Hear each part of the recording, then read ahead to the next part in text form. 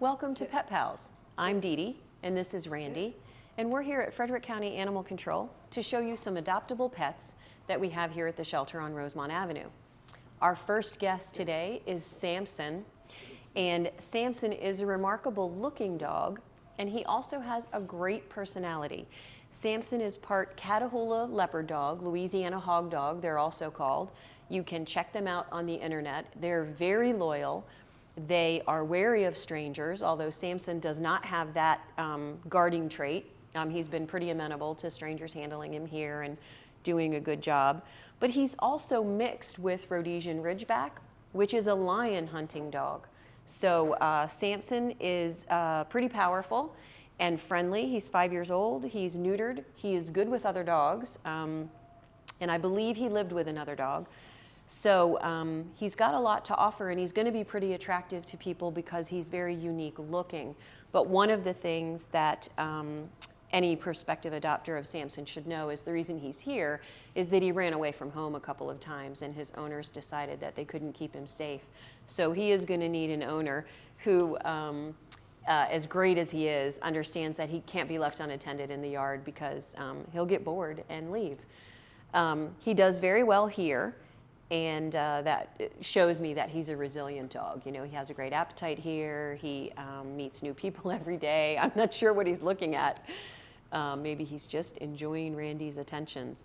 But if you think that Samson would be a good match for you or someone that you know, then please let us know. He's a really nice dog and a big dog, so he's going to need a big-hearted new family to help him get into his future. Good exercise. Yeah. Our next guest is Moses. Moses is a party-colored Cocker Spaniel, and his hair is groomed short all over right now, not the typical way that you see show Cocker Spaniels, which is short on their back and then really long ears and really long fringe. And one of the reasons people with pet Cocker Spaniels choose this clip that Moses has is because that fringe gets full of burrs and mud and snow and ice. So it's much easier to take care of their long hair when it's shorter, or if you happen to be a hairdresser or like to brush dogs, then you might want to keep it long. It can be quite lovely. He is multiple colors, quite a beautiful little dog and very friendly, and he is 2 years old. His birthday is April 30th. If that's a good luck day for you, then Moses might be the right dog for you. The reason that his family gave him up is because they said that his energy level is really high and they just didn't have enough time for him. And what I would say about all retrievers and spaniels is that because they're sporting dogs, dogs that were bred to go with a hunter all day and flush out birds, especially Cocker Spaniels, retrievers are supposed to jump into icy water and bring ducks back to the hunter. Yes, they like to be with someone all day, and they also have boundless energy.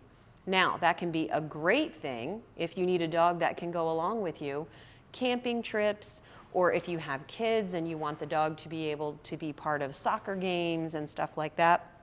Spaniels and retrievers make great family pets, which is why they're so popular. But oftentimes people aren't prepared to have a spaniel or a retriever if they're away from home 10 hours a day.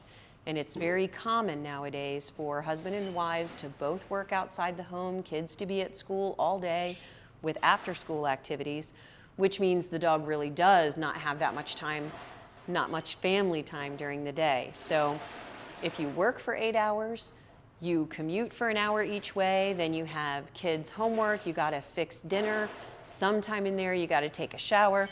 Really, the dog ends up with 2 hours out of every 24. And for a spaniel or a retriever, that's just not enough. They need a lot more people time than that. So if you know someone who likes spaniels, then Moses might be the right dog for you. And one thing you can do to help out these dogs if you can't adopt is we take sheets and towels, dog cages, dog beds, cat beds. Used things are fine. If we can't wash them here enough to put them with baby animals, then we can use them in our foster program and in our food bank. So if you think Moses might be a good match for you, please let us know. And otherwise, there are lots of things you can do to help these dogs while they wait for their new home. We are back with our next guest. This is Deandra. Don't judge. She was found as a stray. Obviously, she wasn't stray for very long, and she is just a beagle. She just happens to be a really well-fed beagle. And for dogs, they don't have artery disease and cholesterol problems like humans do. But what they can have from being this overweight is they can have joint problems, and they can even develop diabetes. They're at higher risk when they're very fat. It's not caused by being fat, but it can be a contributing factor. So she's only 3 or 4 years old, and her coat is lovely and soft, and so it doesn't seem like she has any glandular problem, like thyroid problem, causing this. So what Deandra needs is to have her food restricted. Obviously, she doesn't shop or open the refrigerator, so somebody caused this by just allowing her to have as much as she wanted. Beagles are typically easy keepers. The reason that they were bred that way is because they need to hunt rabbits and burn a lot of calories, so it would be very, very expensive to feed beagles if they burned calories inefficiently. So they're very good at eating a little bit and then doing very well on it. Good girl, good girl. So she is gonna need somebody with willpower or that's on the point system so that she can, good girl. And this is another thing about beagles. Beagles like to sing and they have a lot to say. So if you think that you can help Deandra get back to her beautiful shape, then please consider coming to the shelter and meeting her and some of the other beagles that we have. One of the important things to know about adopting a beagle is that you can see. I mean, they just love everybody. So we don't know how she ended up stray, but one of the things that beagles will do is walk through the neighborhood and just go with anyone. So you do have to keep them on a leash and train them to come when called and such. So I doubt if she ran away. yes, that's what we said. It isn't likely that she ran very far from home, but unfortunately we can't find her owner. So obviously her name wasn't Deandra before. We don't know what her name was. She didn't have any ID on her. But we can't find her owner, so she is looking for a new home. And she is a delightful, friendly dog. Really deserves a second chance. Are you itchy? Our next guest is Boo. Boo is also a beagle, the same kind of beagle, and almost the same skeletal frame as Deandra. So important for you to realize that this is what Deandra should look like if all things were perfect in the world. But they can't all be perfect. This is Boo, and Boo is also, let's see, Boo was given up to us because the people who had Boo lived in a townhouse. And you were able to hear Deandra a couple minutes ago singing her beagle song. And Boo does the same thing. So his owners brought him in because in a townhouse, the neighbors could hear that, and that was causing some bother for them. So Boo, one of the things that people often think about getting a beagle is that because they have very, very short hair, it's going to be really easy to groom them. Absolutely true. All you need is a wet washcloth, wipe her down once a week, and she'll be gorgeous. But the other thing that you need to know is even though the hair is short, all dogs shed. So sometimes people think that if they get a short-haired dog, they're not going to have to deal with any hair falling around the house, and that's just not true. Where are you going?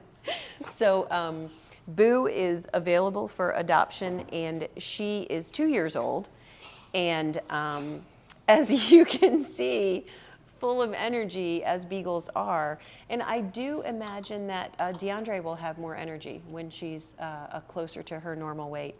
So if you are interested in a hound, then please let us know. We get a lot of them because, well, we get every kind of dog that's popular, but we get a lot of hounds because if people aren't home all day and they don't have time to spend with the dog, then clearly the dog needs to know what to do with all that spare time. So if you think that you could help Boo out with that, then come on by and meet her. You're a good girl. We are back with Rex, and Rex surprisingly took a treat. I was wondering if he might not. He's a little shy. He is only a year old, and he was brought in because of barking too much, and he was also a latchkey dog, left home alone all day. One of the problems with dogs that bark, well, there's a couple of problems. Number one is barking dogs is only against the law if it disturbs the enjoyment of adjacent property owners. So, for example, if I'm in my backyard barbecuing and my neighbor's dog is barking and lunging against the fence and making my guests and I afraid to sit and relax and enjoy our dinner, then we could call animal control and an officer would come out and give the owner information and a warning about you really need to contain your dog inside the house or teach him to hush when you say. But what happened in this case is that the owner was so frightened by that, the neighbor complaining about barking, that she decided she would just bring the dogs in. Not necessary, we're not going to take your dog away because he barks, but she felt that she couldn't properly train the dog and deal with the problem, and she didn't want her neighbors to be upset. So that problem got resolved. But that means that this little guy is here looking for a second home, and that because we're animal control and we'll deal with a barking complaint in the future, we want to give his prospective new owners information about teaching him not to behave that way. And one of the important things about the teaching process is that he has to be prevented from barking uncontrolled during the training process. So that means you can't leave him in the backyard unattended, and you can't leave him in a house where people are going to be knocking on the door or the mailman is going to put mail through the slot, also loose and unattended. So a short training process where he's going to learn to, you can look it up on YouTube, but target training would help, and whoever adopts him is going to get a little crash course in doing that. And also obedience class might help so that he has work to do and things to be responsible for. But the other thing is, because he's 1 year old, some of his reactivity he's just going to grow out of. So there are so many things that can be done to make things easier for him. Part of it is that he's a Chihuahua Terrier, and Chihuahua Terriers are easily aroused to alert everyone that there's a change or emergency because they're so tiny. They need help when things change. So as you can see, he's not a hyper dog, he's not an unfriendly dog, and he is not, and he's very biddable. You can ask him to do what you like and he wants to do it. He's just young and inexperienced, and he was left alone enough to develop a bad habit about barking at everything. We're going to be back after a break with some more adoptable animals who don't bark and who don't escape the yard. And hope you'll join us then.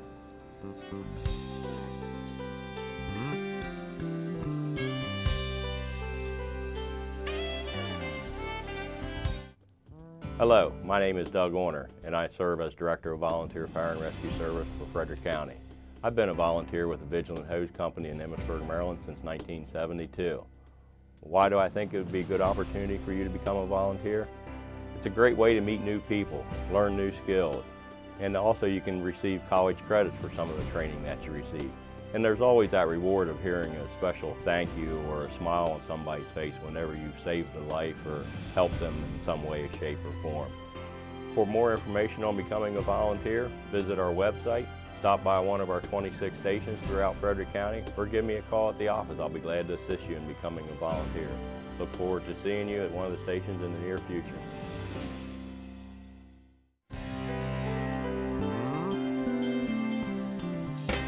We are back with more from Pet Pals and Frederick County Animal Control. And this is Lana. And Lana is a young adult domestic short hair. She is considered a gray tabby because she has no black markings on her whatsoever, yet she still has stripes. And what you see her wearing is, you know what people with dogs call the cone of shame and veterinarians call the Elizabethan collar. This is a safer cat version. She was spayed on Wednesday, so we don't want her to bother her incision. So she is wearing this little shawl that keeps her from being able to lick her stitches and cause any problems for herself.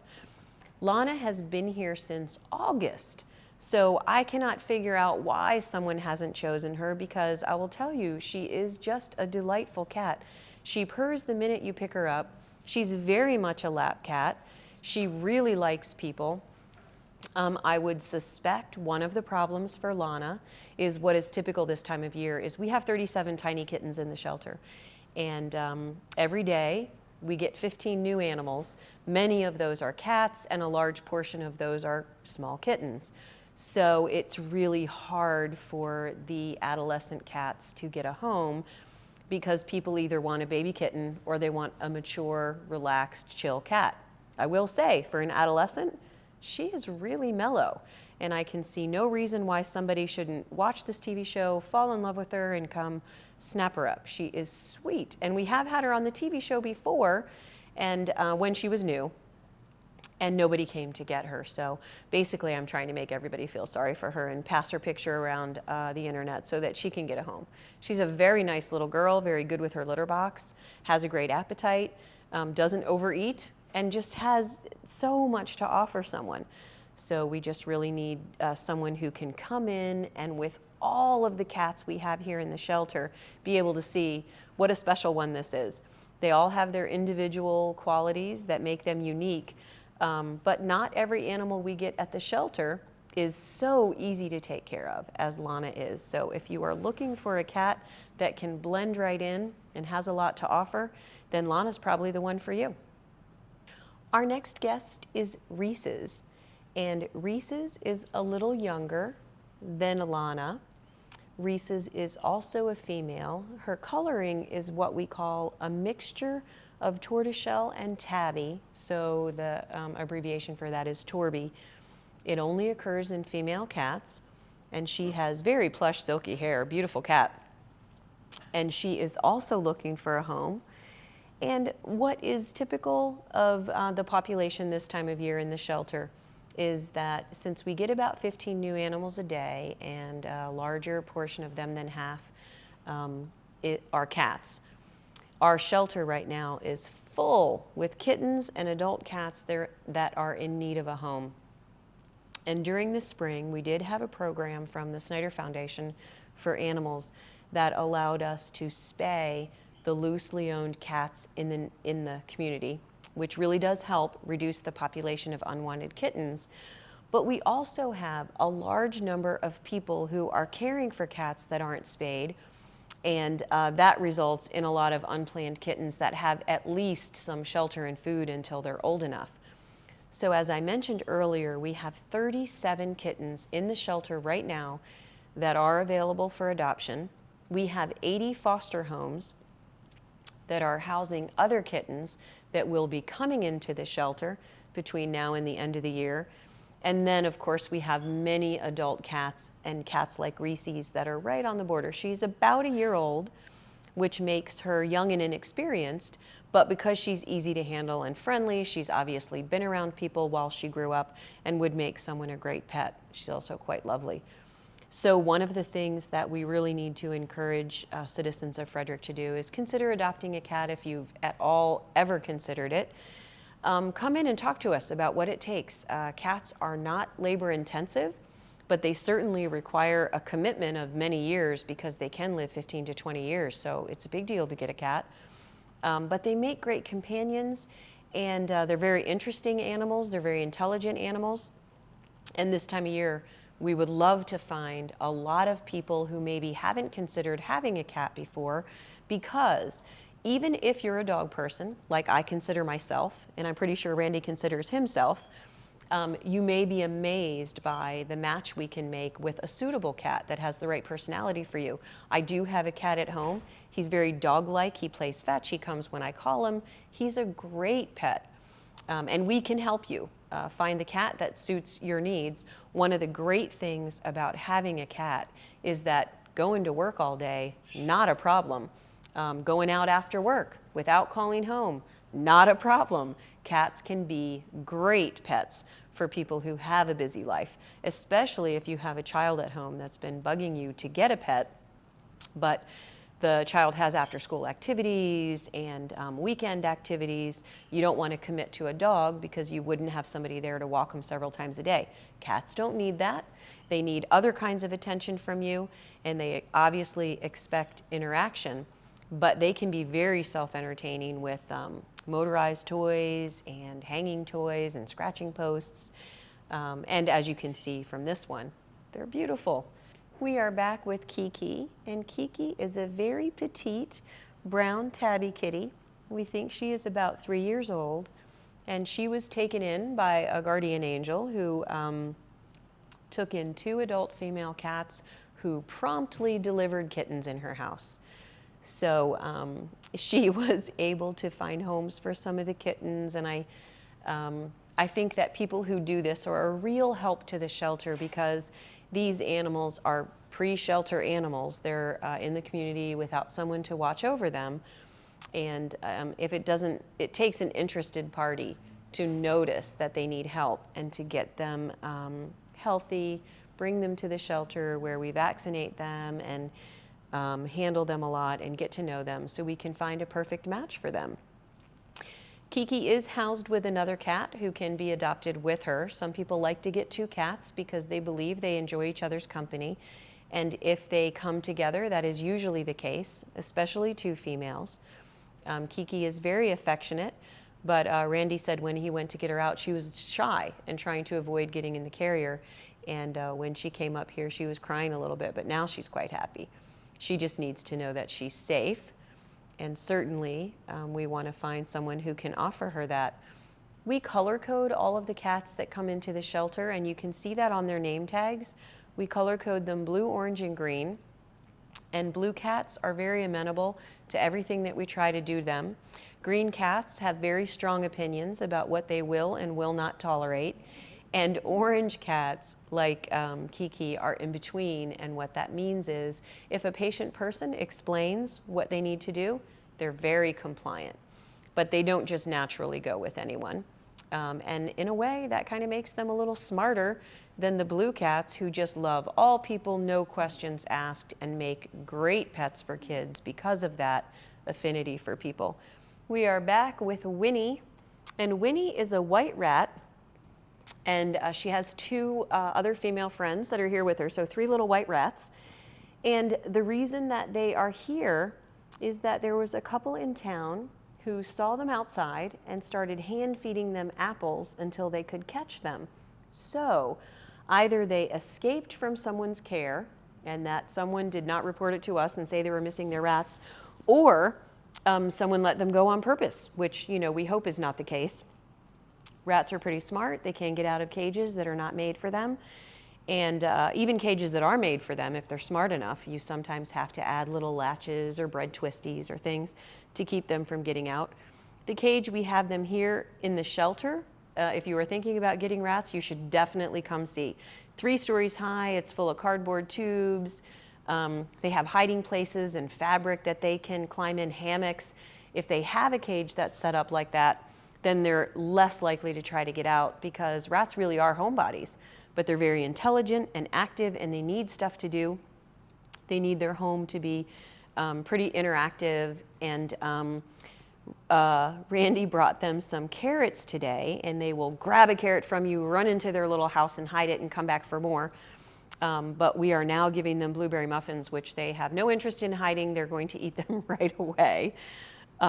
Don't tell Linda I gave them blueberry muffins.